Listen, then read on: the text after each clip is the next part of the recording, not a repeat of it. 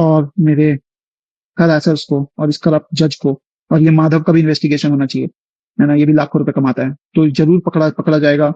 Basic से कोई investigation करेगा तो कोई ना माधव पकड़ा जाएगा। उसके पास प्रॉपर्टीज होंगी, पैसा होगा, जज के पास प्रॉपर्टी पैसा होगा एक्स्ट्रा करप्शन का, तो पकड़े जरूर जाएंगे। अगर कोई कहता है 50 रुपए, तो ये हर कोई देता है, ये तो कोई ना कोई तो सामने आके बोलेगा कि 50 रुपए घूस लिया मैंने। तो ये तो सार्वजनिक बात है। अगर ये सब भी नहीं पकड़ पाते हैं तो फिर मेरी अस्थियां बहा दी जाएं गटर में, कोर्ट के बाहर। मैं इस जज का कंप्लेंट सुप्रीम कोर्ट और हाई कोर्ट में भी मेल करने वाला हूँ।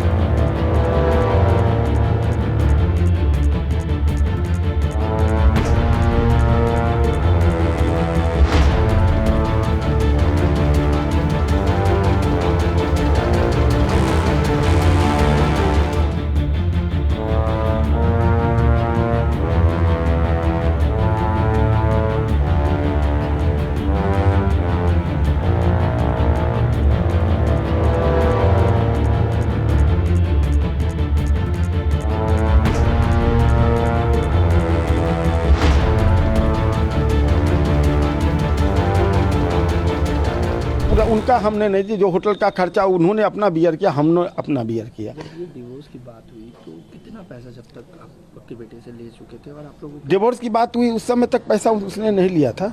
उसके बाद से सिलसिला चालू हुआ। मीडिएशन में जब गई हूँ तो 20,000 से चालू हुआ और बाद में वो 40,000 पर आया। 40 से फिर कहा गया जज के द्वारा कि जज साहबिना ने कहा कि जो यदि तुम चाहते हो कि ये सेटलमेंट हो जाए तो तुम 5 लाख रुपया दो, मैं इसको सेटलमेंट करवा दूंगी। जज का भी उन्होंने जिक्र किया। हाँ, उसी जज की बात मैं बता रहा क्या हूँ। नाम है सर उस जज? जज का नाम मुझे याद नहीं है, मेरा बेटा तो अपने साइड नोट में सब लिखा है।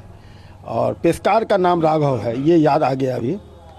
तो ये सब सिस्टम के बारे में मुझे बताया ही नहीं उसने, लेकिन बोलता था कि पापा बहुत करप्शन है, बहुत करप्शन है। मैं सच्चाई के रास्ता पर हूँ, मैं लड़ूंगा और मैं कोई पैसा करप्शन के नाम पर दूंगा नहीं।